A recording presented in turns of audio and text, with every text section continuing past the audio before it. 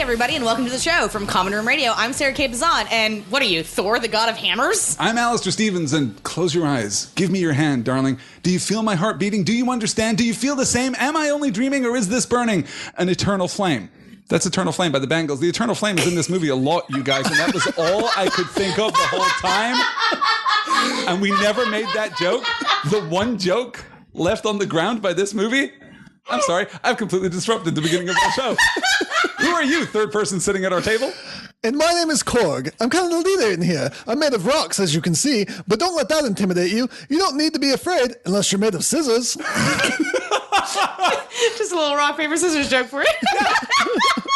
You guys, we're discussing Thor Ragnarok. That's right. Oh my gosh. After coming out of Thor Ragnarok, which concluded in our timeline about an hour ago. Yes. Yeah. You have seen this movie twice. Yes. As is your way. Yep. You saw it last night and then this morning with us. Yeah. Sarah, this is your first time seeing it. This is my first time seeing it. Correct. Quick response, I guess. Can you give love a this one-word movie. response, a sound response? Yes! Excellent. Vin, one-word response? One word? I thought we were doing emojis. Red 100. Can that be one word?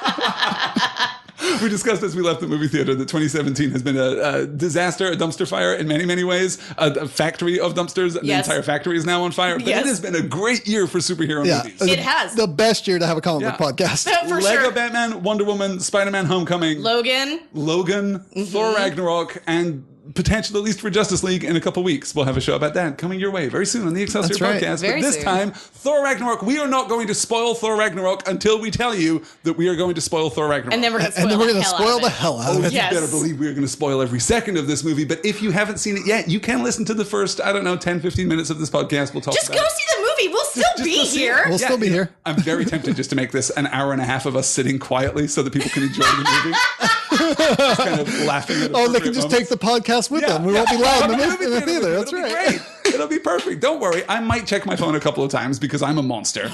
And Sarah's probably going to steal your popcorn. It's going to be good. Maybe so. That popcorn was offered to me. Mostly, I'm going to be laughing a lot and emoting in the biggest possible ways. I think I'm the worst human being to take to the movie theater. You are the best human being to take to the thanks. movie theater, and I'll tell you why. I counted 5 separate occasions in the course of this film when you all but got to your feet. You were not in contact with your chair anymore. You were in this crouched, emotional position with your hands by your head, just ready to emote something. A lot of big feelings from Sarah Kate Pizan. And I will be sitting next to you watching your face the whole time because I've already seen the movie. As is my way. True story.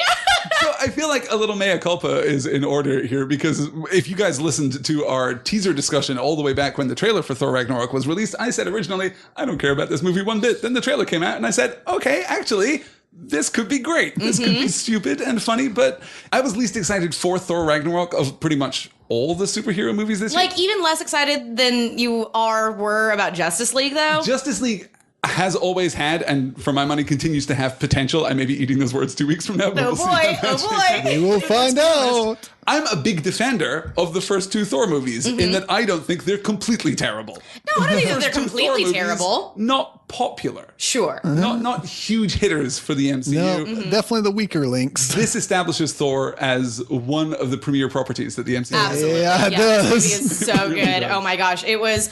I would describe this movie as riotously joyous from start to finish. It's joyous. Yes. It is, yeah. Yet Yes. still manages to sell those emotional moments. There are emotional moments in this film that were perilously close to just not playing fair. Perilously close to not playing fair I at all. almost started weeping in this film, which, okay, if you know me, I weep in every movie that I go and see, but like not anticipating seeing Thor Ragnarok and then crying, but I was perilously close. I mean, I held my breath for a long time. I was just clutching my face in agony, despair, just gut-wrenching sadness. We need to do some kind of, I don't know, prize draw raffle situation where like one lucky listener gets to go to a movie with you just to have that experience. They get to go and see Infinity War with me, in which my brain will literally explode and they will be covered in like my brain mass. Hey, you know That's what? patreon.com, Listeners, everybody. if you are close to Oklahoma City, get in touch and let us know. We can all go and see Infinity War together. I think it's going to be very, very good indeed. yes, or if yes. you're willing to road trip all the way to Oklahoma City. yeah. Right. So, Thor Ragnarok. Vin, do you have a VHS that you can flip over? Do you I have some kind of sure bootleg do. Yeah, VHS here yeah, of this straight out of the movie? 80s, along with the soundtrack of this film. You have a movie reel that you can Yeah. flip over. That's amazing. Right. I didn't know they wrote on those. All right. It's like the code names for the movies, right? It's a laser disc.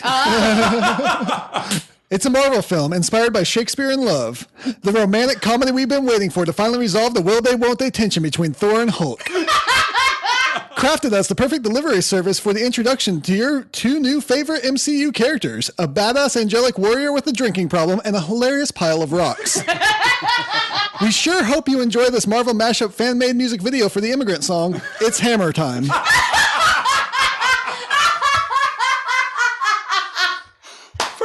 Perfect. Hey, let's talk about Immigrant Song. Zeppelin is all over this movie. Before we do that, Okay. Vinton, how are you so good at that every week? I don't understand. I think that people should probably also know I write those in like 5 minutes before we record. Seriously, you wrote have that a while we were gift. multitasking. Yeah. Just did that thing. That was Oh my perfect. God. Just off I had the no dome. idea what I was going to be doing until I sat down. It's to Oh throw my it out. We're all God. feeling a little inspired. You're a Inspired genius. by Thor Ragnarok today. Yes. Okay, let's talk about Immigrant Song. I was so stoked that they used that song so much in this movie because they had used it for the trailer, and that almost never happens. Yeah, I did not cannot- expect it to show up in the Yeah, film. I can't remember a single instance where there was a song in a film's trailer that then was like such a major part of the soundtrack. But I loved it. It worked It's so every perfect. single Yeah. time. It was so And then when good. it comes back, not to spoil it, but when Sure. it comes back at the end, it is Yes. triumphant. Oh, It is yes, an yes, amazing yes. moment with a stunning visual tableau right right. there at the end. Then tell us a little about the creative team behind this movie, if you would. Taika Waititi is the director. He's an actor, comedian, and director who was nominated for an Academy Award for his 2004 short films Two Cars, One Night. His other notable films include Boy and Hunt for the Wilder People, which were top-grossing New Zealand films. He's also a co-director of the horror comedy What We Do in the Shadows. And a co-writer on Yeah. What We Do in the Shadows. He's also attached, because he's from New Zealand, I guess, Yeah. and extremely talented. He's also attached with the wonderful Flight of the Conchords. Yep. Oh the my radio gosh. show and the TV show. You and might everything that's spawned recognize out of him that. from a little movie called Green Lantern, where he played What? the friend Tom Kalmaku. But let's be honest, you don't. You don't. Because no one saw that Because you haven't movie. seen that. Yeah. film. Yeah. I actually fell asleep in the theater during that movie. There's a reason That's why real Green thing that Lantern is happened. not in the Justice League movie. I would like to go back to the Green Lantern movie and reappraise the Green Lantern movie. I've just been talking about reappraising. I just watched Doctor Strange again and liked it much more on a second viewing. I think that's a solid entry in the MCU canon. And now I need to go back and watch Ant-Man, which I really didn't like the Yes. first time that I watched it. But, Green Lantern can't be that bad, right? I think it's like universally canned. The problem is that we don't have time to even discuss that. And he also plays Korg in this film. Yes, he does. Fantastically. Yes. And if you're in any way familiar with him, he's not so much playing Korg as he is motion captured for a performance that is Yes. just him. Yeah. That's very much a naturalistic performance from Taika Waititi, which I adore. He has the greatest comedic timing I have ever seen, ever. It's astonishing. It's fantastic. It's so good. I laughed so much throughout this entire movie. It was sorry, 6 other people who were in the movie theater with us, but I'm not that sorry. Most of whom were laughing along. Yes, true. I think we had a very kind of positive and communal experience. I think so. Yeah. And then there was the one part where I literally screamed out loud at Jeff Goldblum, "Oh boo!" like right there in the middle of the film. So that happened. Sorry, guys. Okay, so the screenplay here was written by 3 different people. Eric Pearson, who is a writer known for the Marvel one-shot Agent Carter and Marvel one-shot Item 47. Yeah, he has a track record writing these one-shots for Marvel, which Marvel doesn't do anymore, but that's fine. He did They're good work on so those. good. This is his first feature Yeah. film script.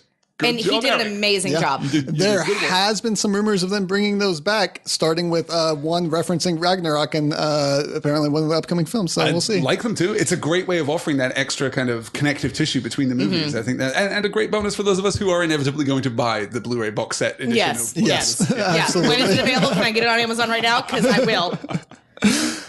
Craig Kyle, who is a writer and producer known for his work in film, television, and comics, known for Hulk Versus and X-Men Evolution. He has worked on numerous Marvel animated projects and was an executive producer on both previous Thor movies. Yeah, and has worked with his co-writer here, Christopher Yost, a right. lot. Kylan Yeah. Yost have written comics through the ages for Marvel primarily, and have done a lot of work in the animated stuff. Yeah. Christopher Yost, who also a film and animation and comic book writer, best known for his writing on Avengers, Earth's Mightiest Heroes, X-Men Evolution, The Batman, Wolverine and the X-Men, and most recently Star Wars Rebels. He also worked on the screenplay for Thor Dark World. I really liked X-Men Evolution. That was a good cartoon. Yep. And Evolution, Yeah, absolutely yeah. solid, I mean, yes. not my favorite Wanda, but anyway. No, but Fair. Star Wars Rebels, by the way, also very, Oh, very yes. good. Is it Sarah Michelle Gellar in that? Yes, yeah, and Yeah. it's basically Firefly in the Star Wars universe. What? very So- good. It's very good. He's currently signed on to write the Spider-Man Homecoming spin-off movie Silver and Black, based on the comic book superheroes Silver Sable and Black Cat. There is almost no chance that movie is ever going to be released. Yeah, that's what I felt about Venom 2, though, but it looks like that's going forward. I don't know. There's still hope. There's still hope that some executive somewhere will come to a sense of something. A Venom spin-off movie which doesn't acknowledge Spider-Man in any way? Let's not do that. Yeah, let's not. As Alistair mentioned, Kyle and Yost are frequent collaborators, perhaps best known for their creation of X-23, Laura Kinney, introducing her in X-Men Evolution and then writing her into the comics as well. This is also their first feature film screenplay, which is astonishing. They did both get a credit on the Logan movie, which came out earlier this year because of the creation of Laura Kinney, but it's not a full writing credit. Sure. This is, I mean, if this is anything to go by, just they're throw amazing. money at these guys and make them work. This is...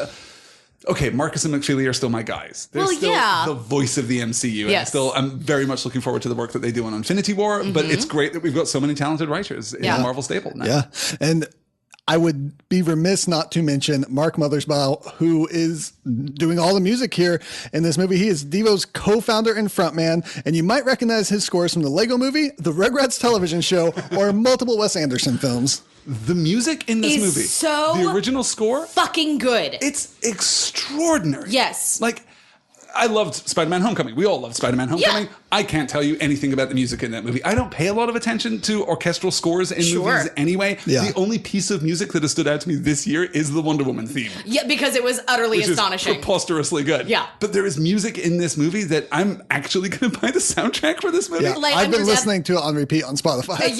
This is my new working music. Like Vin and I rode together in the car to and from the movie theater, and as soon as we got out, we started listening to the soundtrack on our way back here to the studio. Good. It's very good. So let's talk a little bit about the actors very quickly. Chris Hemsworth, Thor. Hemsworth gets more of a chance to lean into his comedic acting here. Tom Hiddleston, Loki. Would a Thor movie be complete without Loki? Well, not this one at least. True. So he returns. Idris Elba, playing Heimdall, returns with a larger role, and he's amazing in this film. He's so good. Everybody is so good. He works for me in this film far better than he has worked for me in either of the previous films. Well, he had like nothing to do, right? That's true. Like, He's obviously, they cast him in these movies and they've got him on a contract for sequels, so let's give him something to do because he is obviously an extraordinary actor. Yeah. But Yes. yes, he's fantastic. Heimdall is amazing. Sir Anthony Hopkins, the prolific award-winning actor, reprising his role as Odin. Mark Ruffalo. Amazing. Yeah, he was really good. Ruffalo returns, voicing the Hulk for the first time here. I loved Ruffalo's first portrayal as Hulk in the Avengers, and I've grown to love him as a person as this whole MCU thing has gone on. Yeah. He is wonderful. I did not realize that he did not do the voice of the Hulk in Avengers or Age of Ultron. The Hulk didn't. Yeah, it was just noises. That's true. And it was the guy from the original show that was doing the voice. Lou Ferrigno? Yeah, Lou Ferrigno. I don't know why that just went blank there. Yeah. Kate Blanchett plays Hela. God, I'm sorry. Can you just say that again and then send an email to me in the year 2011 to tell me that this happened because this is preposterous? Kate Blanchett played the villain in a big budget Marvel movie. Yep. And was incredible. Amazing. So she is a numerous award-winning actress known for her roles in Elizabeth, Lord of the Rings, The Hobbit, Carol, and The Curious Case of Benjamin Button. Kate Blanchett accepted the role in this film to please her children, who are huge Marvel Comics fans. Her eldest son, Jonathan, suggested that she take the role of Hela, saying it would be a career boost. I can only imagine that it will be. Yeah. And fun fact, Charlize Theron was considered for this role. Shit! God, yes! She would also have been fantastic. What I was most surprised by... I'm sorry, everyone, for those screams just then. No, this is part of that movie-going experience. Because it's not just the movie, it's the conversation after the movie where you also emote a great deal. Yes. This is why we love you, Sarah. Thank you. Why we love you. Yeah. I loved how deft Kate Blanchett was with the comedy. She's genuinely funny and wry and charming. There's so much more to Hela than just what you might guess from the trailer. I want more of her. We'll talk about this later. Yes. We'll see. But anyway, Maybe. she was utterly astonishing. It's crazy how Galadriel went super nuts later in life. It's a shame, really. But I mean, it's 2017. Aren't we all there? Also love me and despair. Yes. Oh my God. Yes, Queen.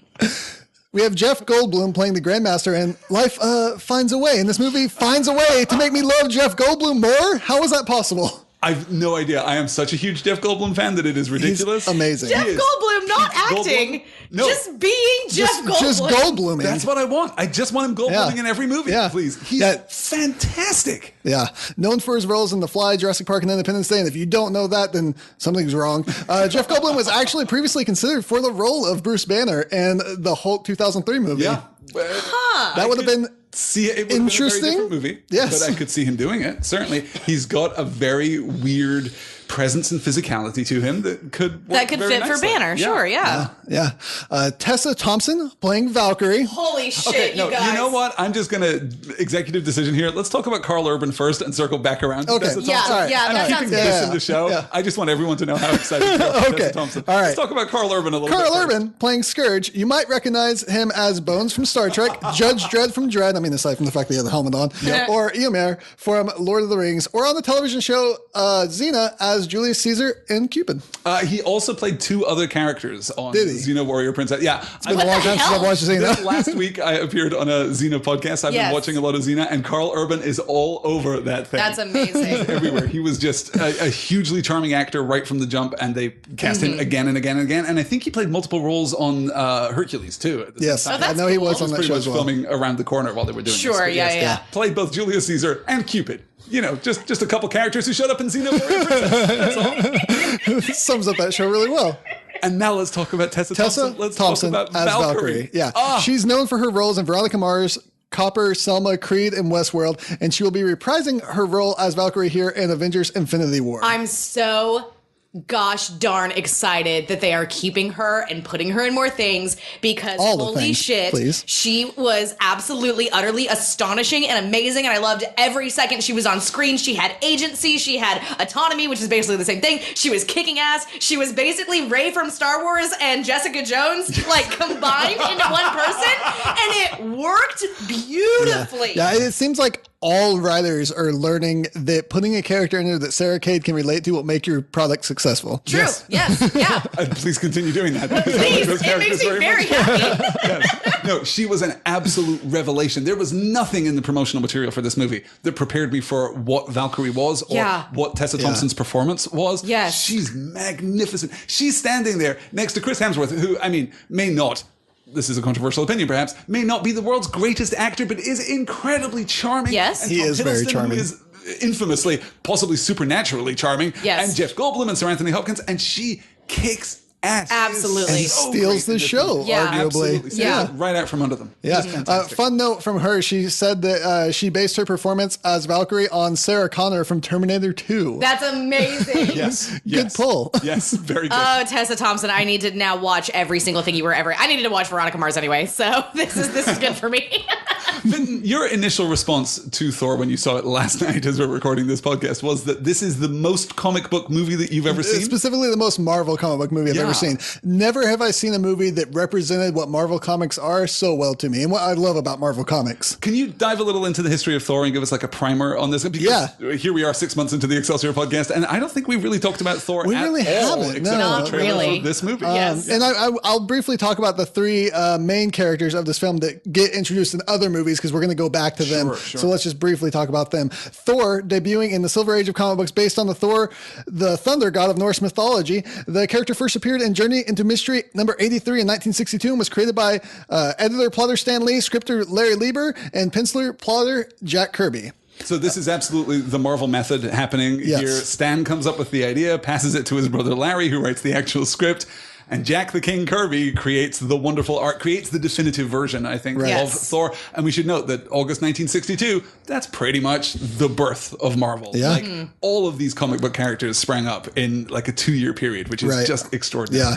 Yeah. It should be mentioned that Jack Kirby's account of creating the character was basically that he came off of creating Hulk and thought, how do you make someone stronger than the strongest person? And it came to me, don't make him human, make him a god. And decided to borrow from Norse mythology to continue Marvel Comics that direction. Love it.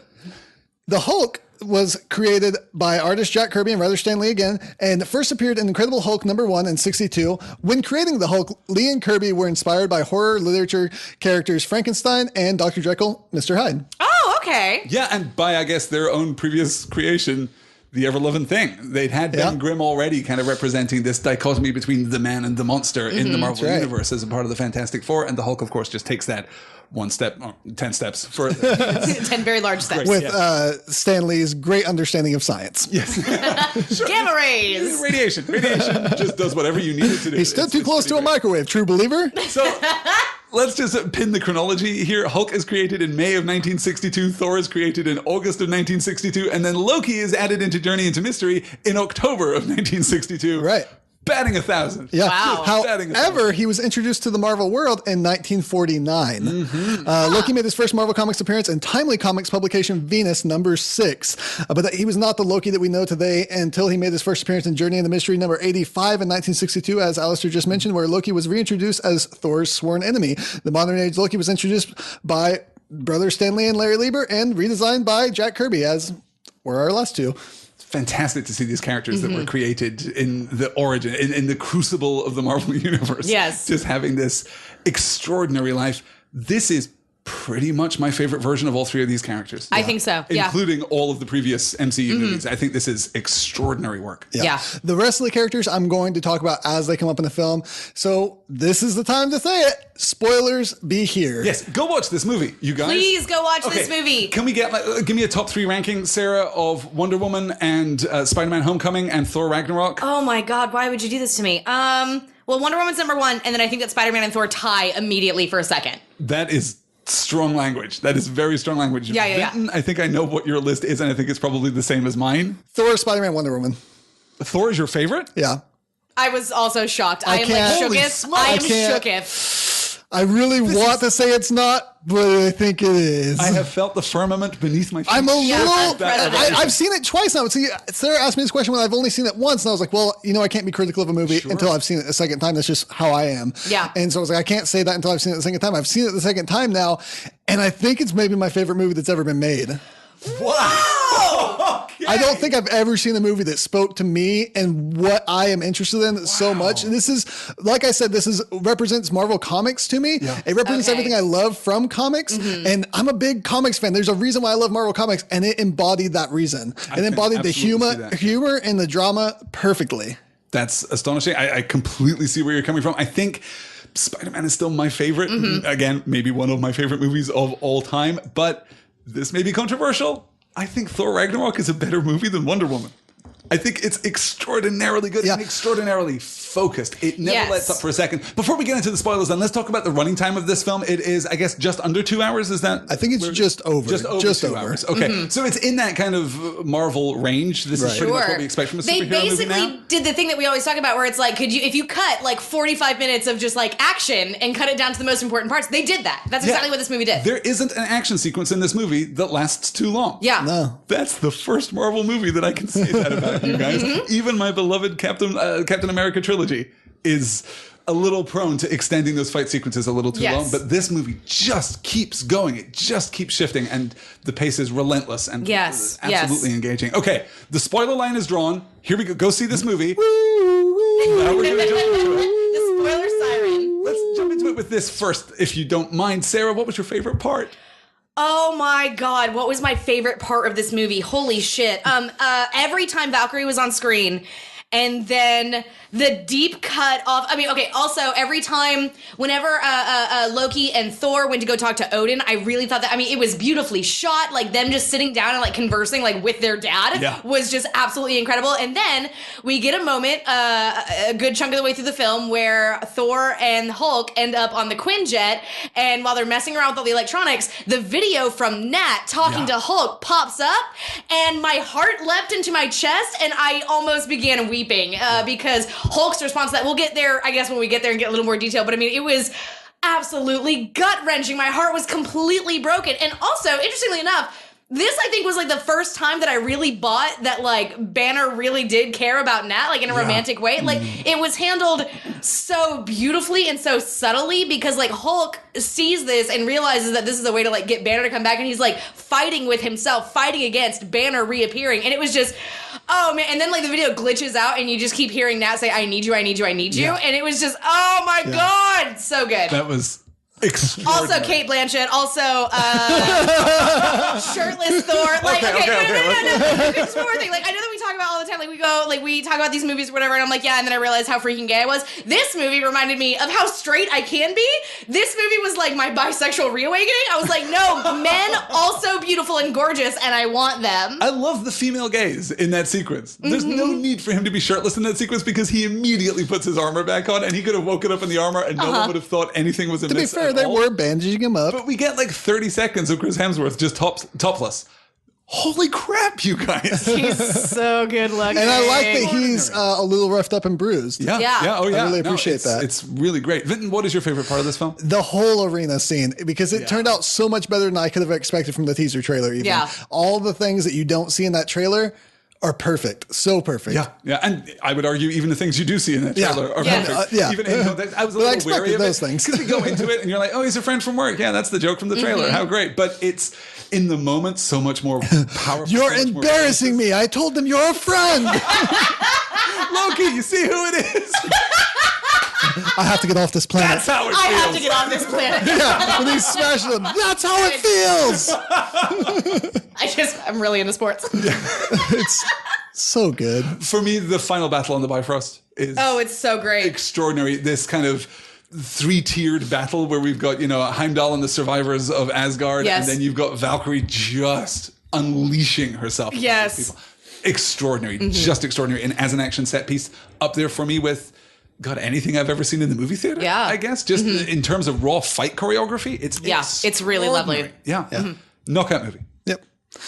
So before we dive into some quick facts here, I just wanted to reference real quick what we were pulling from the comics here. This film is based on Thor comic storylines Ragnarok, where Thor discovers Asgard is doomed to Ragnarok and must fight to stop that from happening, and the Surtur saga, where Surtur appears and Thor and Loki team up to stop him. It also incorporates elements of Marvel storylines Contest of Champions, the Grandmaster and Death hosted tournament, and Planet Hulk, where the Hulk becomes a gladiator on an alien world that he was cast out to and comes back to Earth to destroy everything. When the Hulk was cast out from Earth by the Illuminati. Yes. In the Marvel universe. Yeah. Wait. The Illuminati in the Marvel smartest universe. Oh gosh. heroes. Okay. Charles Yeah. Xavier. Reed Richards. Doctor Strange. Namor, Doctor Strange. Captain America, but they kick him off the team at a certain point because he's not smart. Yes. Is there How is reason Victor Von Doom not on that list? I think he is actually involved with the Illuminati. Okay. Yeah, it's been a while. I don't remember. Yeah. It's a really good miniseries. I have a huge fondness for Doctor The Doom. I love him miniseries very much. goes back into Marvel history and shows this sinister cabal kind of coordinating events behind the scenes on like the big events in Marvel history. How it's interesting. Pretty great. It's a really good series. Yeah. So some quick facts here. Sif was originally supposed to appear in the film, but the actress was busy with her show The Blind Spot and could not appear. So Kevin Feige said that Sif was off on a different planet on a mission during Ragnarok. So Sif survives this. Yeah. We'll never see her again. No, she's coming back. I have faith. Oh, yeah. She has to come back. We're going to establish a romance between Thor and Valkyrie in Infinity War Part 1. Infinity War Part 2, Sif comes back. We will not fucking have time for that shit. Like, the only romantic so much that we have to do. Only romance I'm interested in either Infinity War is Vision and Wanda. That's it. That's true and fair. And that? Again, Vision and Wanda, too important. Yeah, Okay. yeah. There's other shit going on. I would completely have agreed with you about how much ground we have to cover in Infinity War, but then I saw the pacing of Thor Ragnarok. And we can do whatever the hell we want. You know what? That's kind true. of fair. Yeah. Focused, we can do anything in these movies. It's extraordinary. The same can't be said for this podcast. Let's move on. We're just doing our best. This isn't so much a fact, it's just something I really wanted to talk about. In the comics, the story of the Asgardian Wars, the X-Men and the New Mutants come to Asgard, and this movie makes me really wish that Marvel could use X-Men characters. So like in the comics, we could see Hela try to claim Wolverine's soul, and Danielle Moonstar, who's going to be in the New Mutants movie, become Valkyrie, become a Valkyrie. Yeah, become a Valkyrie. No, it's crazy, because I love that storyline. It's like the second big arc in New Mutants. It's extraordinary. But watching the trailer for the new Mutants right before we watched this movie. Yeah, it really the Marvel cemented that in. expanded cinematic universe has gone in a number of different directions now, you guys. Including a horror film. Including an outright Ringu-style horror movie. Yeah, definitely. That trailer looks amazing. I know, I'm super excited. It I does. think It's gonna be a very lot of fun. interesting. I also just saw it again. I just saw the trailer for The Runaways on the big screen before this movie. Ooh. Yeah. It's amazing. Yeah. Oh, you missed that. You were getting popcorn, I think. Oh, But yeah. It was extraordinary. I'm very, very into Runaways. Stay tuned for more on that. Yes. Excelsior podcast. In the very near future. Absolutely. Like we've seen in both Guardians of the Galaxy movies, many of the spaceships look a lot like the ones designed by Chris Foss for Jodorowsky's Lost Dune movie. Yeah. A lot of the concepts from that, if you look back on the Lost Dune movies documentary, which you can watch and you should watch, have these outrageously designed spaceships, and a lot of that looks like it was borrowed for this film. I was surprised how consistent the visual design of the spaceships felt with Guardians. Yeah. Oh, It yeah. felt very, very close. Yep. Like you could see. It really does feel like one cosmos. It does, Absolutely. Watiti cited the heroic team-ups Butch Cassidy and the Sundance Kid, 48 Hours, With Nil and I, Midnight Run, Planes, Trains, and Automobiles, and Big Trouble in Little China as influences on this film. And in reference to Big Trouble in Little China, he said, what's the version of Thor just wanting to get back to his truck? He's the one looking at the world and bringing a certain sarcasm and irony to the cosmic landscape. Thor Ragnarok, an unofficial sequel to Planes, Trains, and Automobiles. You heard it here first. It should be mentioned as a quick note that in the comics Civil War, Iron Man created a clone of Thor that was called Ragnarok. We can't get into that, but it was very interesting. But I have so many We questions. just can't, though, is the problem. Civil War. We will. Thor's first appearance on film was a second lead in a Hulk-centered film. Actually, The Incredible Hulk Returns. It's not as good as this film. I don't know what else to say, really. Quite drastically not, actually. In fact, if you pinned the quality of movies on a single spectrum from good to bad, I think Thor appears in both of those. This film was retitled in Japan as Thor Battle Royale, as an homage to the story Battle Royale about people who are imprisoned in an arena and seek escape. It's I thought that was a great fact. Anyway, I really like that. Thor's friend from work line about the Hulk was suggested to Chris Hemsworth by a Make-A-Wish child who paid a visit to the set on the day that the scene was being filmed, which I love. It's so good. Yeah. And yet so organic in the movie. It completely feels like it's in line with the movie sensibility. And speaking of that type of thing, 80% of this dialogue was improvised in this film in order to create a loose and collaborative mood among the cast. And I think that was a great direction to take. You can tell that all the reactions to these lines are real natural reactions. They are. It's perfect and absolutely appropriate for this character. And as you said right at the beginning, it really gives Chris Hemsworth a chance to stretch his comedic muscles here. He's very, very good. The man's got good muscles. Good muscles in every regard. Yes. One interesting thing is that this film contains 3 members of the comic book incarnation of the Defenders superhero group: Valkyrie, the Incredible Hulk, and Doctor Strange. Doctor Strange being a founding member of that team. Yes, he is. Yeah. Nothing like the Netflix version. Nothing whatsoever. Nope. This film was released in 2017, which is the 55th anniversary of Thor and Incredible Hulk, as well as the centennial of their co-creator, Jack Kirby. Yeah, this is the 100th anniversary of the birth of Jack the King Kirby. Wow. Unfortunately, he didn't make it to his centennial celebration, but his legacy is, profound. It's right there on the screen in this movie. There's a lot of Kirby in this movie. Yeah, I'll mention that a little bit. The MCU pivots toward Marvel Cosmic, the more Kirby there is. Yeah, it's pretty great. Yeah. And it should be noted that Kevin Feige has said that this film is playing a significant role in setting up Avengers Infinity War. Well, Kevin Feige, who is a lovely man by all accounts, can say what he likes. Does this movie in any way set up Infinity War? Well, we see the Thanos ship, right? Right. We do. Anything else? We knocked over the Infinity Gauntlet saying that was fake. That's so great because we've had discussions on this very podcast. We've had about, but we know that the Infinity Gauntlet's in Odin's treasury. We definitely need to liberate that at some point. God, it was so good. Turns out not. Yes. Most of the things in here are fake. Of the Cask of Winters too. It's very good. Yes. All right. So let's run through the plot of this film very quickly. Let's do it. 2 years after the Battle of Sokovia, Thor has been unsuccessfully searching for the Infinity Stones and is now imprisoned by the fire demon Surtur. Surtur reveals that Thor's father Odin is no longer in Asgard and that the realm will soon be destroyed in the prophesied Ragnarok. Once Surtur unites his crown with the eternal flame that burns beneath the city, Thor defeats Surtur and claims his crown, believing he has prevented Ragnarok. And the I know what you're thinking scene is so much funnier here to me. That opening line, it's done perfectly here, where he's talking to a skeleton in the cage rather than just falling and record scratching. It's extremely good. We didn't really talk about this earlier, but back when we discussed the teaser trailer for Thor Ragnarok, we speculated about what this movie might be, talked a little about its structure, talked a little about what we were looking forward to, the obvious lines of conflict and narrative that they would establish. Hey, batten 1,000, you guys. Yeah. Well, batten like 750, to be fair. We got like 75% of that stuff right. And most of it was stuff we were joking about. I literally, go back and re-listen to the Excelsior episode where we were talking about the Thor teaser trailer, and I literally, as a joke, am laughing and saying, Thor uses the lullaby on Hulk and turns him back into Banner. That literally fucking happens in this movie. We all had just a great laugh about it. The stuff that we didn't correctly predict about this movie, by the way, is because they changed it. They changed it. They did change stuff in the trailers. Because we were thinking that Mjolnir was going to be destroyed destroyed on Earth, as it clearly is in that trailer. Right. And then there were subsequent reshoots that changed it. Yes. Well, I guess still on Earth. Still on Earth, just not where we thought. Norway, Yes, just in I Norway guess. instead of on the mean streets of New York. Right. That's right.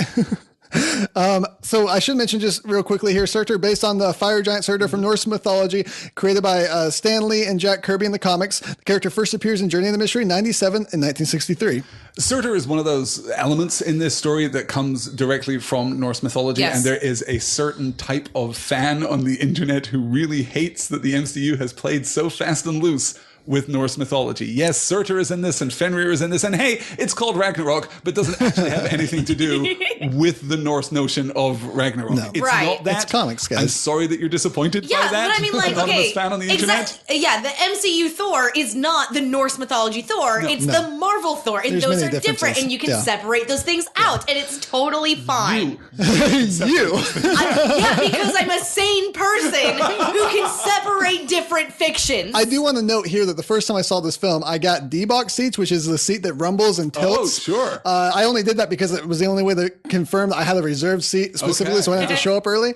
But it was actually really fantastic, especially in this scene when Thor is hanging from the chain. As his chain tilts, the seat tilts with it, back and forth. very good. And it was really immersive. It was done really well. And then when Surtur's dragging his sword, the seat starts rumbling, and when it falls to the next step, it like goes ka-chunk and like jolts you. The sense of weight, seeing It's that without really well D-box done. seats even was extraordinary. Yes, Yeah. yeah. The visual effects Yeah. throughout this movie. we've we could gotten- probably talk for an hour just about that. Yeah. We've come so far seen with anything CGI, like it, and it just looks. I mean, Fenrir looked awesome. It was beautiful. And a big old sweet puppy dog.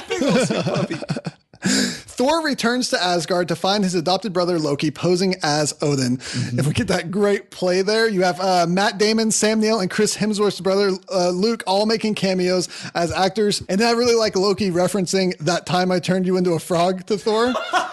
Which is a wonderful reference to Throg, the Thor frog, created by Walt Simonson.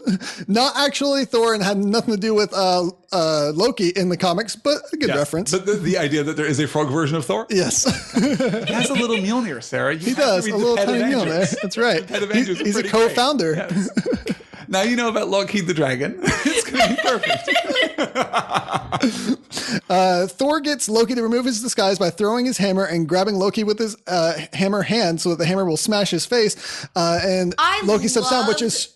how much Thor played with Mjolnir while he had Played it. is exactly Yes. the word, Absolutely. Sarah. Like, he's Thank just sitting you. there, like, just tossing it like he's Yeah. that jock kid with an apple. Like, it just, I loved it. I loved the physicality of it. It looks so good. And I mean, like, it's just like, yeah, it's his greatest weapon, like the greatest weapon of Asgard. Also, his favorite toy. Yeah, Yes. and an extension of himself, which Yes. makes it all the Absolutely. more severe and dramatic when it is destroyed. I love Yeah. the beat when he's fighting the big dragon monster, I guess. Yeah. And it opens its mouth, so he just drops Mjolnir Oh on my his God, hand. I laughed Yes. so hard. So Yeah. good. Yeah. Just perfect. But that's one of those elements in this movie that makes me so glad that we have the MCU as it exists, because there's a ton of stuff in this film that makes no sense unless you already know That's these true. characters and you already know their relationships. Yeah. I don't know what the Quinjet scene would be like if you didn't already know this story. Yeah. I can't imagine I mean, Thor Ragnarok utter being nonsense, anyone's right? first Marvel movie. Yeah, Sure. I think the MCU has just really looked at it and gone, we've had enough views on all of our other movies. We know everyone's seen them. We can just pretty Yeah. much reference them. Or has just absorbed it all osmotically in Sure. pop culture. Yeah. So everyone that comes after is a sequel that we can just take for granted that everyone already knows what's happening. And we get to continue expanding like our love of Yes. Thor and Mjolnir too. Yes, yes, yes. Just But great. it should be mentioned that that Loki scene where he has the hammer,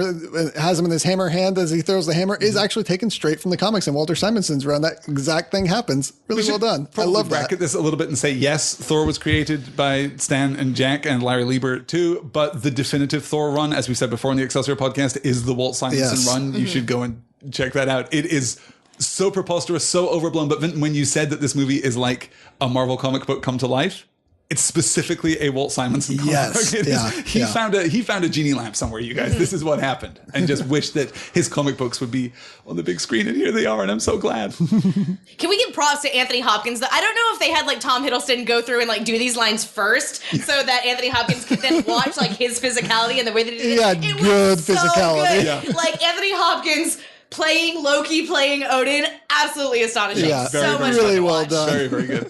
Thor forces Loki to help him find their father, and with directions from Doctor Strange on Earth, they locate Odin in Norway. Oh yeah, Doctor Strange is in this movie. Yes, and he's got his yellow gloves. I love This it. is great. It's so good. I love this. There was a moment when he appears on the screen and he starts to speak, and Sarah, you said, "Oh, I forgot about the accent." Yes. It's still not great. It's still not a perfect accent, but you know Can what? someone just perform a spell on Stephen Strange and just make him British? You're British now. I do love his Kazam. introduction here where he is floating in front of the window, and it's only after it turns from Thor that he even appears there, and he's like, Odin's son. And I'm like, It yes, was so please. cool, yeah. And this, of course, is the post-credit sequence from the Doctor Strange movie. The sequence with him sitting down with Thor and talking about Loki and the dangers to Earth. Which is he has cool. a list. He's checked it twice. He's got a list of every being who could cause problems on Earth. Which means that Wanda Maximoff's on the list. I cannot wait to see them pair Near up the and top. team up. Yeah, like number Just 2. above Loki. Yes. Number 1, Tony Stark. I also- Number 2, That's a big Yes, joke. yes. Completely 1, right, Tony yes. Stark. 2, Wanda Maximoff. 3, Loki? Question mark. I also really appreciate that Thor is disguising Mjolnir as an umbrella here in the comics. good. Thor is disguised as a walking stick often, Yeah. but the umbrella is a nice touch, especially God of The Thunder, because umbrellas. Doctor Strange mentions God of Thunder. Would you like to put your umbrella down? It's a great, again, one for the comic readers there. Because it is inconceivable in the frame of the MCU to think of Thor as one of these transforming characters. Yes. Right. But the fact that Thor shared a body with Donald Blake for much of his existence in the comic books, it's a really nice nod to that. Yeah. And I love the umbrella. But I Definitely also so. love the way that the umbrella moves, the way that Mjolnir moves. Yes, and It it has sounds. the sound. Yeah. Yeah. So good. I Yeah. thought that all the visual effects, in this Doctor Strange sequence, were so good. Where we are just playing willy nilly with cutting away, and suddenly there's a thing there, and then suddenly it's not. Yeah. It was so. And the fun. music's very Doctor Strange during the Yes, sequence. yes, it was really we have great. the transporting everywhere. Loki gets brought back, and he's like, "I've been falling for 30 minutes." It was so good. Oh my god! It was. Also, Tom Hiddleston in that black suit, though, damn. Damn. Yeah, he calls him witch, and he Damn. goes, "I'm not the witch." And he's like, "Then why are you dressed like one?" No, you don't get to throw shade at that suit. That suit is It's incredible. a fucking good suit. I mean, I would wear that suit if I had the physique of Tom Hiddleston. I would wear that Listen, you suit, can I get, guess. but here's the thing: you can just go buy a suit and have it tailored to fit you. I'm going to do that. That's true. I'm going to do that. I'm going to be We'll do Thor. that. Loki next year for Halloween. We're all being Before we sit Loki. down to record the next episode of Excelsior. That sounds great. Let's just I'll dye my scroll away mohawk to the next back. episode. I'll dye my mohawk and then just scoot it all back. I dyed my hair to be Jessica Jones for Halloween, so I'm good. You're good. You're ready to go. Yeah. Are there pictures of you as Jessica Jones for Halloween available Yes. on the internets? Yes, I believe so. I believe you can find them on Twitter. Twitter.com/Elsa Grab the Salt. Yes, you can see me as Jessica Jones and my husband as Danny Rand because he didn't have to shave his beard. Was very good. Thank you. I painted his hand. Yeah, we won the costume Yeah. contest. I painted his hand to look like the Iron Fist, and every time somebody said, "Who are you?" he goes, "I'm the immortal Iron Fist." And I was like, "No, he's not." I walked around carrying a 6-pack of PBR. It was great. Yeah, it was good. So Odin explains that he is dying and that his passing will allow his firstborn daughter, Hela, to escape from a prison she was sealed in long ago.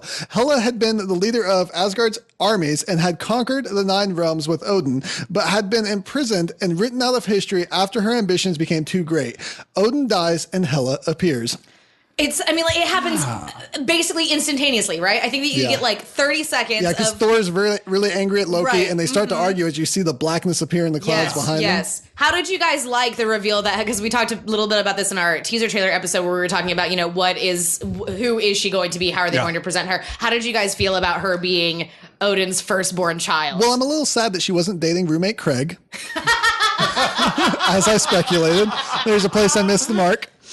But I do like this. This is a bit of a change, as I'll talk about here in a second when I dive into her history. But I do like the way they present it. And it is the way that she was presented in the comics when she was first introduced. Yeah, yeah. But it changed quickly. Like what we do thematically with this, that Asgard has been built on lies. We Yes. literally break away the facade. mural. Yeah. We shatter the facade of Asgard and reveal its bloody origin, which is a strong choice, I think. I think I'm it's a little really cool. unsure on the mythology, not the real world Norse mythology of it, but the in-universe MCU mythology of Sure. it, because, we bring Valkyrie back, and Yes. she fought against Hela back in the day, and we know, A, that Asgardians live a good long time, and B, that being separated, traveling through wormholes, being on Sakaar apparently just screws with time. right.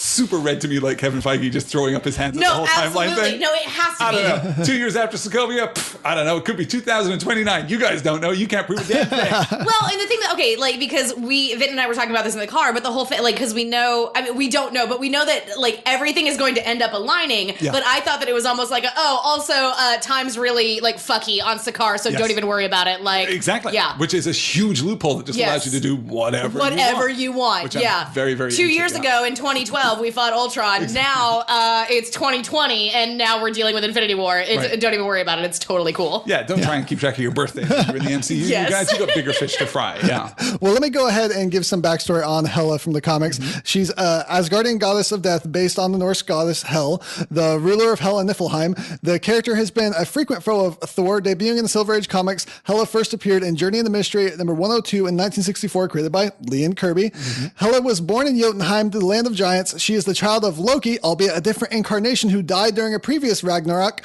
and a sorceress giantess. It is also worth noting that Fenris Wolf is also said to be an offspring of those same two, making him a sibling to Hela.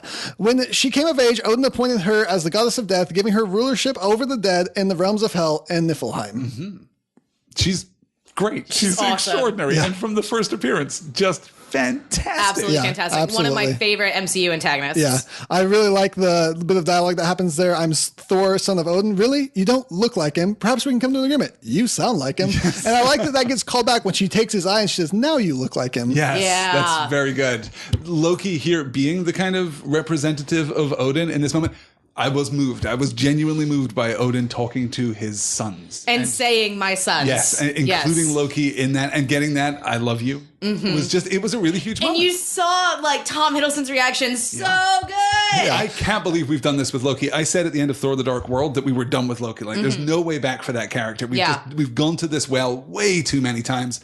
We've arced him out of it now. Yeah. And it was great. Very excited to see what comes next. Absolutely. Here when they transform, because Loki's wearing his black suit, Thor's wearing casual clothing. Thor transforms, his red cape comes out. Yeah. Loki transforms back into his green, and my wife leans over to me and goes, "Hey, look, it's Mario and Luigi." I lost it a little bit when she said that. It's me. I got a thunder. Nice. Hela destroys Thor's hammer, and when Thor and Loki attempt to flee through the Bifrost Bridge, I mean, we've talked about that weapon catch and how important that is in modern cinema. We knew that was coming. The bitch please weapon catch. The bitch please weapon catch. Absolutely. We knew it was coming. We'd seen it in the teaser trailer, albeit with a very different background. That's fine. This was obviously, a reshoot, and then we kind of recomposited the sequence because it doesn't look entirely right. It's fine. It's extraordinarily powerful because we have very quietly spent the first 15 minutes of this movie establishing Thor's relationship with Mjolnir. Yeah. Just reinforcing that and celebrating that. It is, as you said earlier, Sarah, joyous. And now it's gone. It's so good. So good. Yeah. They attempt to flee through the Bifrost Bridge, and she pursues them and forces them out into space to die. And the Bifrost looks amazing in this film. It looks great. And I really like the practicality of how it's handled when they hit the edges. Yeah, really well done. So good. And the continuation of the Bifrost effect, like the wormhole transference effect in this movie, as a continuation of the actual Rainbow Bridge, is beautiful. That works for me so well in this film compared to the first two Thor movies. Right. It's great. Yeah. Hela arrives in Asgard, destroys its army, resurrects the ancient dead who once fought with her, and appoints the downtrodden Asgardian Scourge as her executioner.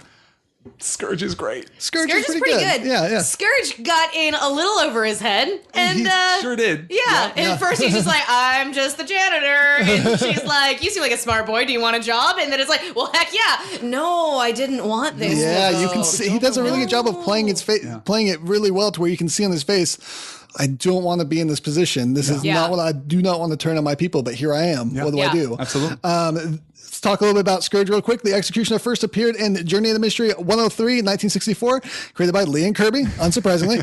His role in this film is very similar, almost exactly to the comics, except that he was taken in by the Enchantress, but he did turn and once again side with Thor. Though Hela does try to recruit him, he then makes his last stand with two M16s from Earth, defending a bridge and saving people. That's amazing. It's a callback to a pretty dumb joke right at the beginning, which I like a lot. I do love the idea of Scourge just using the Bifrost to take whatever he wants. Yeah, just to like grab stuff. Yeah. He's got a little Vespa scooter there. That's pretty great. I can imagine him buzzing up and down the Bifrost on that. But I do like that they took a real comic reference and then made it into a joke at the beginning. Yeah. I got these from Texas. It's good, you guys. This is a great movie. Yeah. We kind of skipped over it, but that opening scene when Thor returns to Asgard and we get the severed dragon head coming through the Bifrost. And there's just gunk just everywhere. sliding so slowly across. And the eye rolls over to look at the two girls that Scourge is trying to pick up. Yeah. Hel plans to use the Bifrost to expand Asgard's empire, but Heimdall steals the sword that controls the bridge and hides away with the rest of Asgard's citizens. We'll talk more about Heimdall if we ever talk about the other Thor movies, but we're limited on time. But he's so cool in this movie. He's amazing. Absolutely. Yeah. Just great. Then we get that scene with Odin's vault, where we learned that those aren't the real gems. Fake. Most of the things in here are fake. And she looks at the cube for a second and says, that's actually pretty good. I like that. Yeah. 2 beats of someone looking at the Tesseract in this movie, which I like a lot. Yeah. Thor crash lands on planet Sakaar, a garbage planet surrounded by wormholes. He is captured. It's a garbage planet. Hates the car. He is captured by a mercenary named Scrapper 142 and taken to serve as a gladiator for the planet's ruler, the Grand Master, whom Loki has already become ingratiated with. And I love that we get pure imagination playing as we're introduced to the Grand Master. It was amazing. Yeah, no, it was Did not so expect wild. that. No, it was so good. So Loki has ingratiated himself with the Grandmaster because he has been here for weeks. Yeah, Yes. apparently. Difference in the temporal transit, breaking out of the Bifrost effect. Right, We'll do yeah, that. and Or time Sakaar is slash time is wacky on Sakaar. Yeah, Right. Very good, yeah. Talking about the Grandmaster first appeared in Avengers number 69, nice, in October 1969, nice. Double nice. The character was created by Roy Thomas and Sal Buscema. The Grandmaster is one of the ageless elders of the universe and has mastered most civilizations' games of skills and chants. Some appearances depict him as the brother of the Collector, who we also have in the MCU. He did run a contest of champions against the entity Death to revive the Collector at one point. This contest pitted Earth's mightiest heroes against each other. The Grandmaster's cousin, Carlo, who we see in the film, who got melted, is named after Carlo Pagulian. I'm not sure how to pronounce his name. Who was the artist who created the character Korg, and he was responsible, along with Greg Pak, for Incredible Hulk between 2006 2007, which had the Planet Hulk storyline. Both of them given special thanks in the credits here for how much they played a part in the stories that were borrowed for this film. Thor later recognizes 142 as one of the Valkyrie, a legendary force of female fighters who were killed defending Asgard from Hela long ago. Valkyrie, created by Roy Thomas and John Buscema as well, based on the Norse mythological figure of Brynhildr. The character first appeared in Avengers 83, 1970, and has become a mainstay of the superhero team known as the Defenders. And as Guardian by birth, Valkyrie, also known by her real name Brynhilde, was selected by Odin to lead the Valkyrior. I'm not sure how you pronounce that necessarily. When I was taking notes, I stumbled across a quote from her her self-titled comic that I loved and just have to share very quickly. I've defended and avenged, fought the incredible and the mighty, and carried the worthy to their great reward. I am Valkyrior, Brynhilde, shield maiden of Asgard. I am Valkyrie. She's amazing. I have a serious question. Can I get away with getting a Valkyrie tattoo on my wrist? That little Valkyrie symbol, I was thinking exactly that. That's a very good tattoo. It's so a good pull. cool. That's a very good tattoo. It's a good design.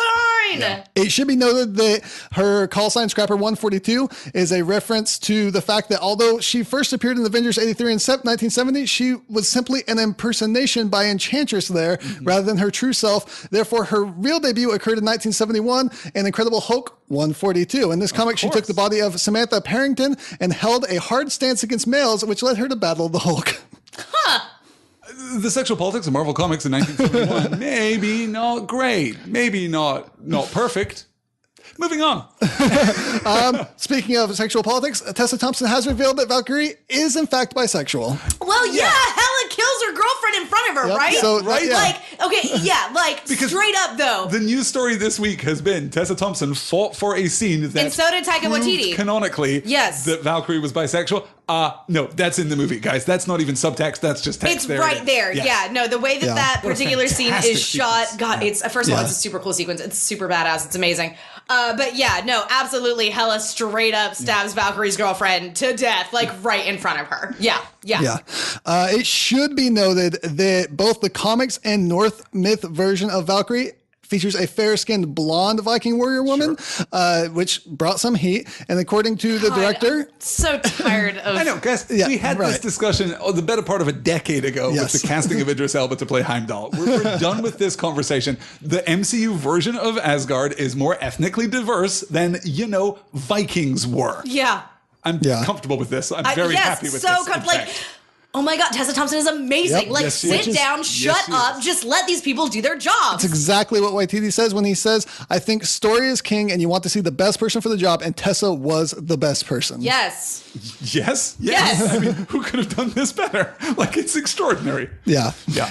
In the film, Valkyrie is shown riding a winged horse. According to Marvel Comics, this horse is named Aragorn.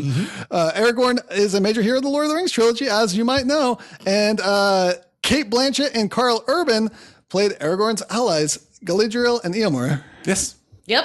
I love Karl Urban in He's the very Towers good. movie. He's extraordinary. Yes. Yes. Eomer of the Rohirrim. He's the Marshal of the Third Mark. It's fine. I know a little bit about Tolkien, you guys. A little bit. You? You want me to talk a little more about He's got Eomer? a huge podcast about all of this. Wait, you do a Tolkien podcast? As you are recording this podcast, literally my entire library of Tolkien books is behind me on the shelf. Wait, that's Tolkien? I thought those were Harry Potter books. I know they're not. Don't at me. If you like Valkyrie and want to see more of her, we talked more about her on the Patsy Walker Hellcat episode. Yeah.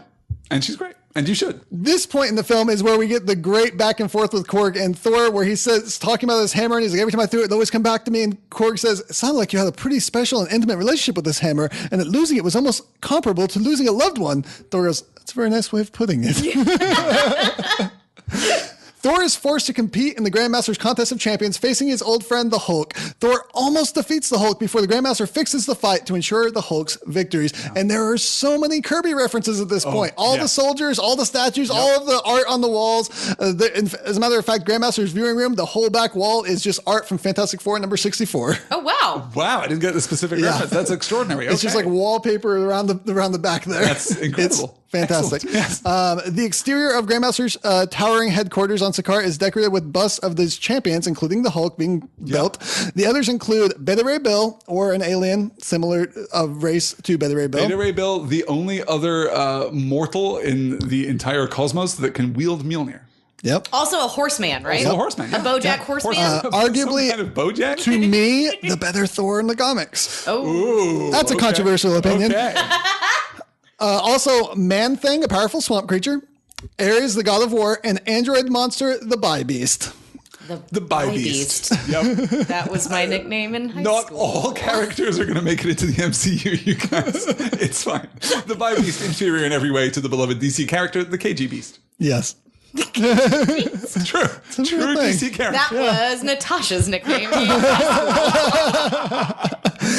Here in the arena, we get this great moment where Thor tries out the Black Widow's lullaby on Hulk. The sun's getting real low. Lost our fucking minds. And we totally called this, because I called the fact that he was going to be calming him down. You said that he was going to use the lullaby, and I said that's when the audience is going to get real quiet. The Grandmaster's going to have that fit look on his face. Loki's going to have that look on his face, and it's exactly how it played out. Listen, we're just very proud of ourselves for knowing and loving these movies so much that now we can call beat by beat what the hell is going to happen. And this would have done it, right? I mean, there's no reason to make this reference in the frame of this movie. I'm so glad that they did, but if we hadn't gone back to the lullaby, if we hadn't gone back to then anything, the Quinjet side would mean nothing. it would have been it would have been fine. It would have been fine, but not as impactful. It's certainly not as impactful, but we didn't need it for Yeah. this movie. I am so glad that we get it. It's Really great. Do you guys think that every other member of the Avengers knew about the lullaby, or was this something that Thor was pulling, remembering that Black Widow did this to help calm I think down? he was remembering. I don't think he was like, it was for him to do. Yeah, I think we're also leaning into the idea that Thor is far smarter than he appears to be,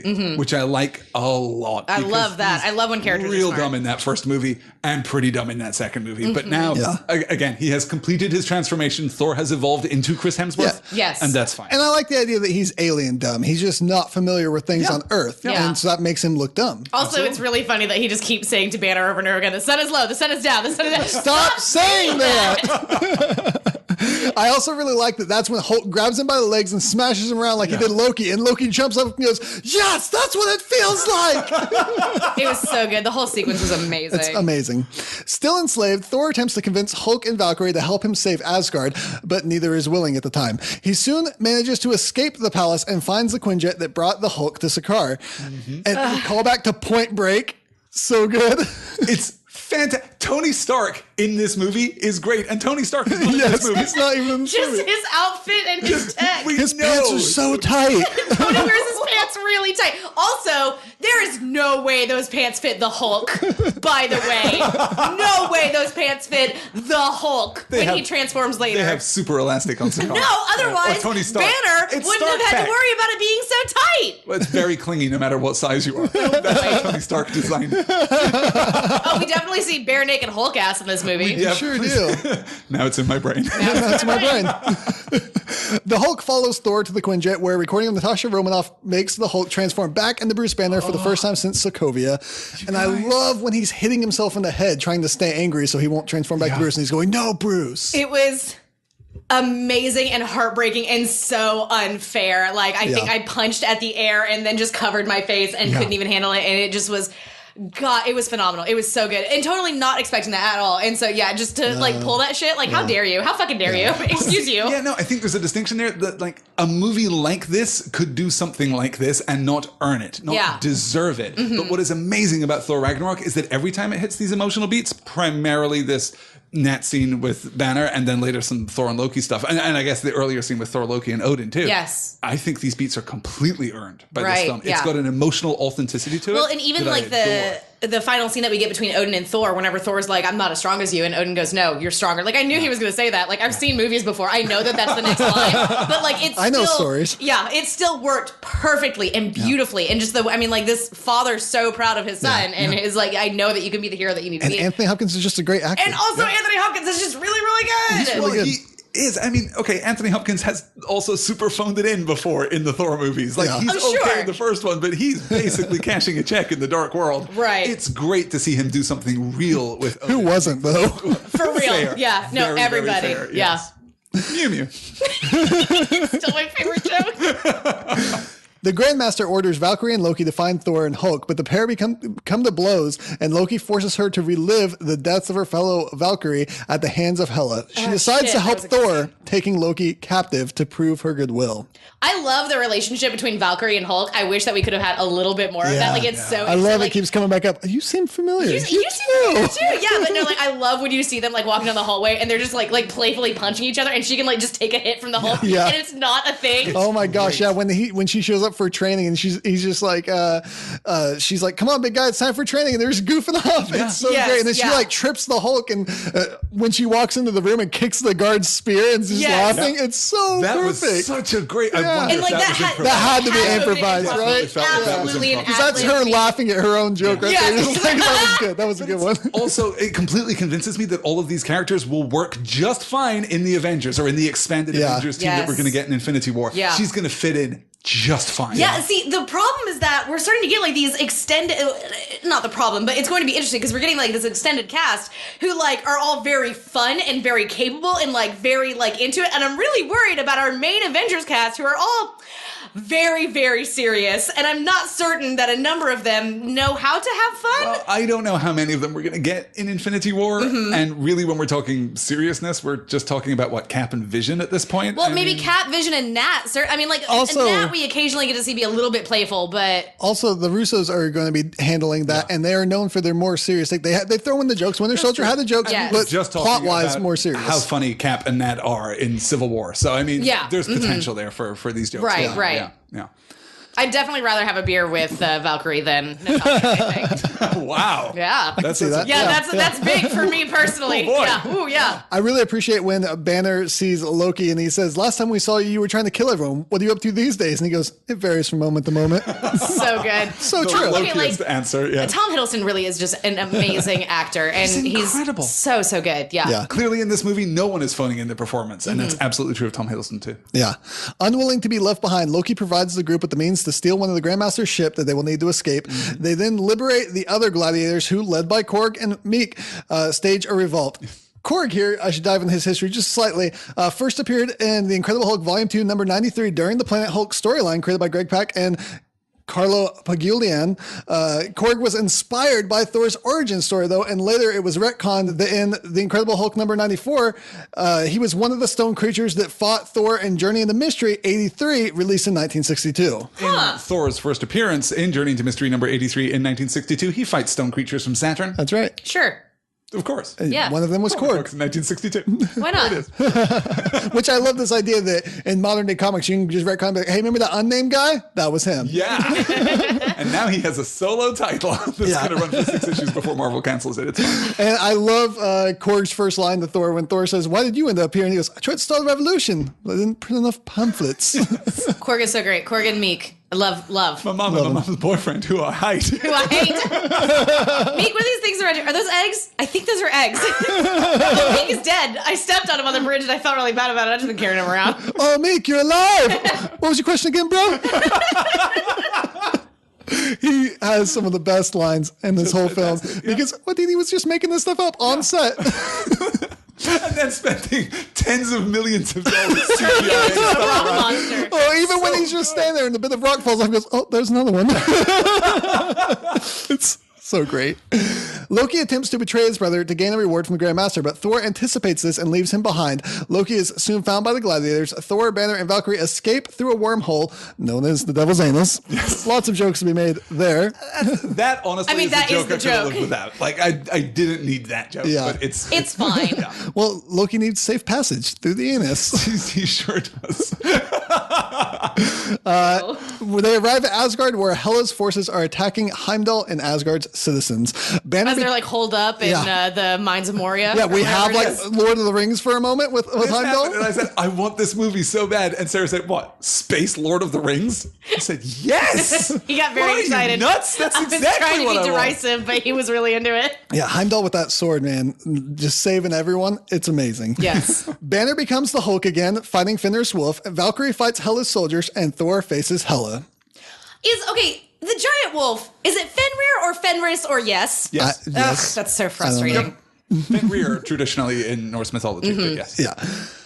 Did anyone else notice Banner wearing Stark's Duran Duran shirt and the connection to the song Hungry Like the Wolf to his climax battle here?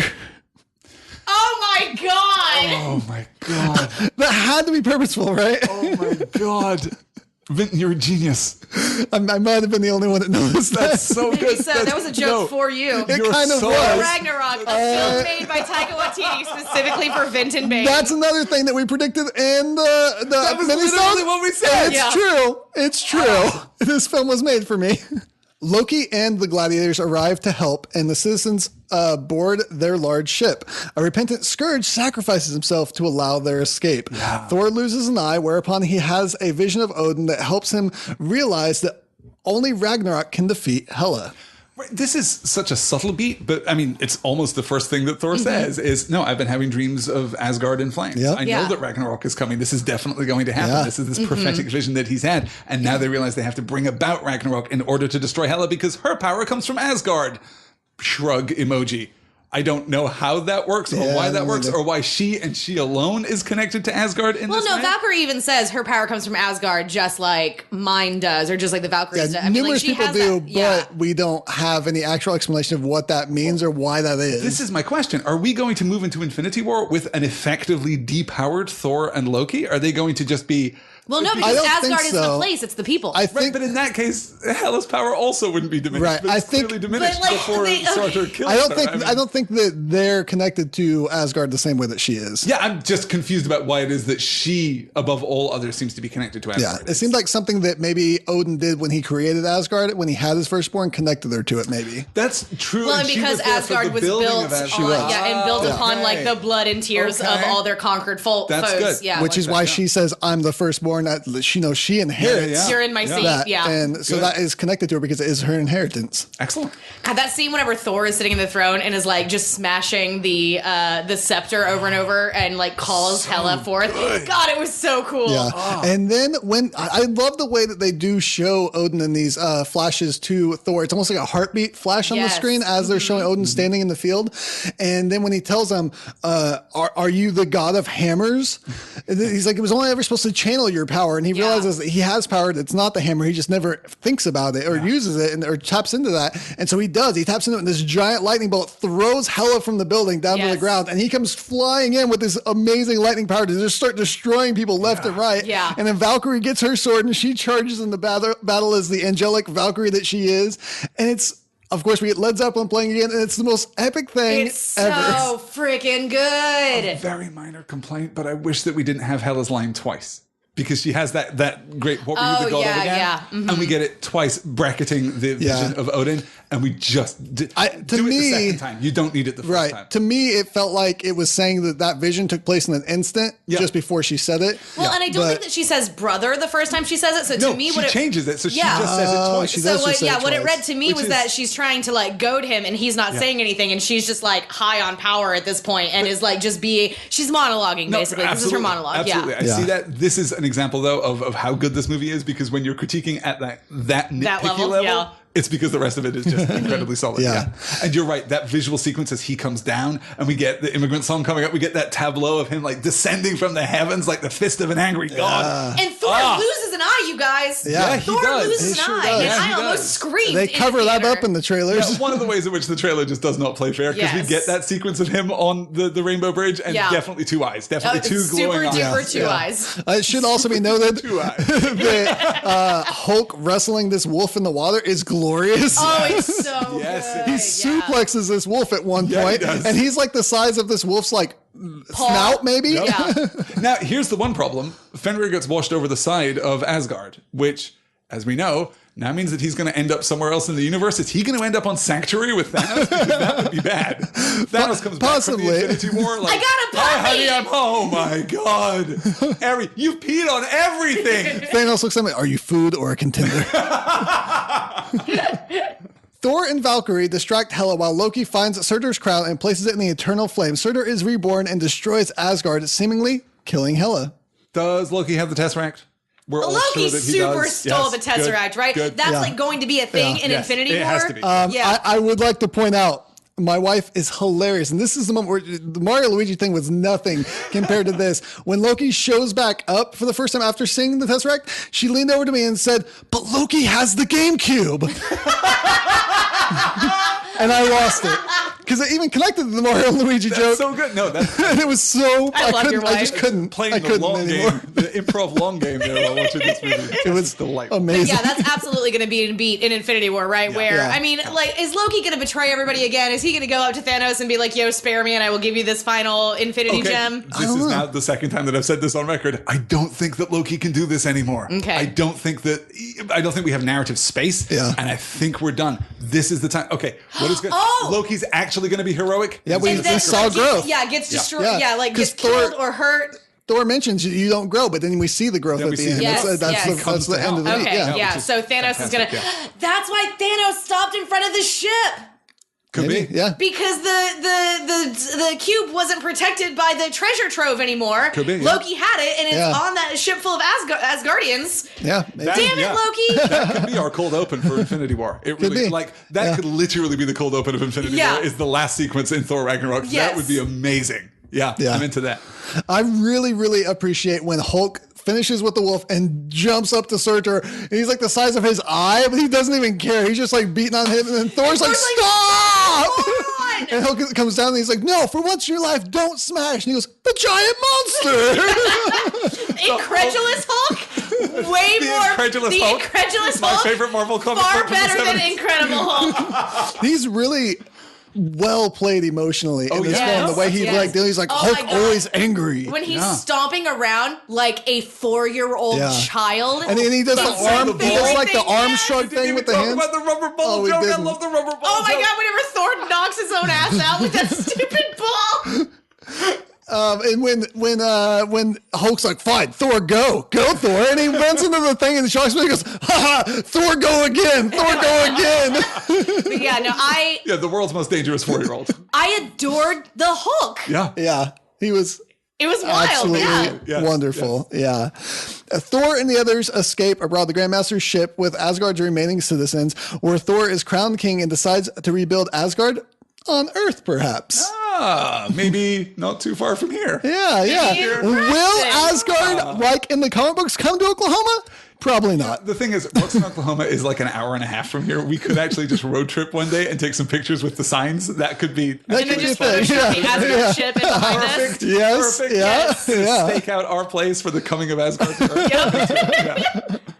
And that's the end of the movie. That's right. That's Thor That's where we get Ragnarok. our credits, but then we get a mid-credit scene do? Where they come across Thanos' ship. Yes. Which it's not said that, but you can find that out looking online and other I places. mean, it looked big and scary and imperious. What else is it going to and then be? there is the post-credit scene that doesn't really change anything. It's just a funny scene with the Grandmaster stumbling out and thanking his revolutionaries by saying, "Oh, I've been such an important part of this revolution because what's revolution without someone to overthrow?" I'm patting myself on the back. I'm glad that we get this post-credit sequence because otherwise I do think there would be a legitimate criticism against this film, which is, hey, the Grandmaster just disappears in the middle of the second act and is never seen again and never gets his comeuppance. But because of this post-credit sequence, we just put a little bow on that, which is lovely. And we get another 30 seconds of Jeff Goldblum, which I'm super into. You guys, absolutely. Thor Ragnarok was a knockout. It was amazing. So good. Yeah. Start to finish. I'm astonished that in this year of all years, we're still getting amazing superhero movies. I even think after Wonder Woman and Spider-Man Homecoming. Yeah, now that we've gone through and like talked about this film again, I think that I do need to change up my list. I do think that it might be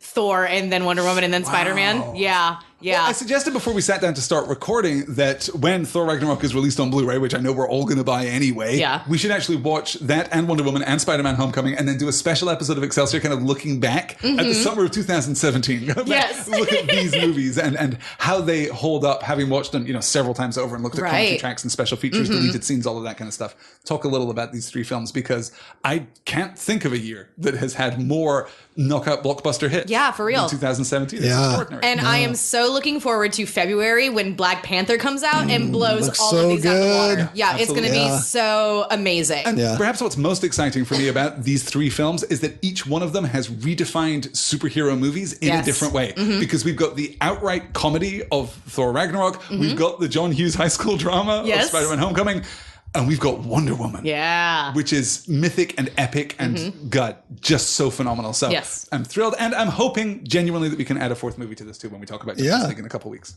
I mean, we're not gonna. There's no way. I don't know. I'm very skeptical. We just saw the new trailer for Justice League right before we watched Thor Ragnarok, and there is a beat in there that is so very much a Joss Whedon beat that it gives me hope. That may be the only I thought you were going thing. to talk about Diana smirking at the camera when we were all like, Which is my fetish, apparently. To which Sarah said, no "What's idea. she smirking at?" And I said, "You." She's smirking at you. Yeah. Just for you, Sarah. It's just, oh God. Just for you. Anyway, that's our show. I might have to do the wrap up now because Sarah's a little distracted. You guys, thanks so much for listening to Excelsior. We're committing to the bit, and I'm actually going to do the wrap up to the show. If you enjoy what we do, then you can help support us and help us make more amazing things for the internet. Head on over to patreon.com/Common Room Radio, where you can pledge your support. $1 a month is all it takes to help us make more awesome things on the internet. You can find us, meanwhile, over on Twitter at Common Room Cast. You can find me at Paper Bullets. You can find me at Elsa Grab Assault. And I'm at Flesh Eater. You can hear more from me on the Read Brave Comics podcast from the Graphomania Podcast Network, where I can tell you what's going on this week in comics. You can leave us a review on iTunes. That would be really great. It would help spread the word about this show. Next week, we are looking at the first volume of Faith. It is only 4 issues. Faith from Valiant Comics. It's extraordinary. It's brilliant. I can't wait to talk about it. Very different from Thor Ragnarok. Sure, yeah. But similarly joyous, I think. Yeah, Which is sure. apparently my primary virtue now when it comes to comic book storytelling. I just love it. Okay, well, that's going to do it for us this week. Thank you guys so much. And we will see you guys next week. Once again, from Common Room Radio, I'm Sarah K. Bassat. I'm Alistair Stevens. And I'm Vinton Bain. And piss off, Ghost! Excelsior!